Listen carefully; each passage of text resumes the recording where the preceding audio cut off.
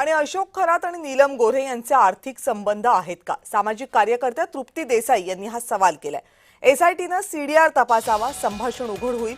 आमदारकी आणि मंत्रीपदासाठी अनेक वेळा त्या भेटल्या होत्या। नीलम गोऱ्हे या भविष्य पाहण्यासाठी जात होत्या। 7-8 वर्षांपासून त्या अशोक खरात यांच्या संपर्कात होत्या। तृप्ती देसाई यांनी नीलम गोऱ्हे यांच्यावर हे गंभीर आरोप केले।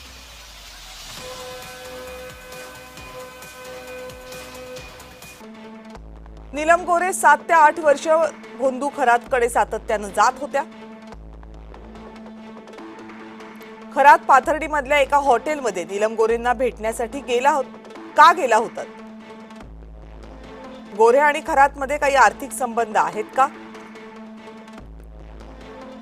नाशिकमधील एक्सप्रेस हॉटेलमध्ये आमदारकी आणि मंत्रिपदासाठी अनेक वेळा दोघांमध्ये भेट झाल्याची आरोप।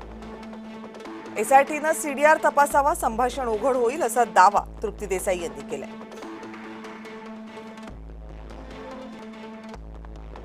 गोरे जर त्यांच्या मंत्रिपदासाठी आणि आमदारकीसाठी तिथं जात असत्या तर त्या ऑलरेडी त्यांच्या ऑफिसला गेल्या होत्या। मग आता हवाला रॅकेट जे आहे त्या संदर्भातले काही पुरावे जे आहेत ते समोर येत आहेत, काही जे आहेत ते वेगवेगळ्या आर्थिक देवाणघेवाणीचे व्यवहार जे अशोक खरातचे आहेत ते समोर येत आहेत। मग याच्याशी नीलम गोऱ्हेंचा काही संबंध आहे का, याची चौकशी आता एसआयटीने करणं गरजेचं आहे।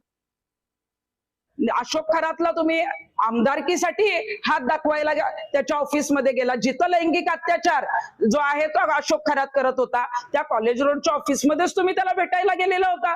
तुम्हाला मंत्रीपद पाहिजे होतं म्हणून मंत्रीपद मिळावं यासाठी सुद्धा भविष्य बघायला तुम्ही खरातच्या कॉलेज रोडच्या ऑफिसमध्ये गेलेला होता।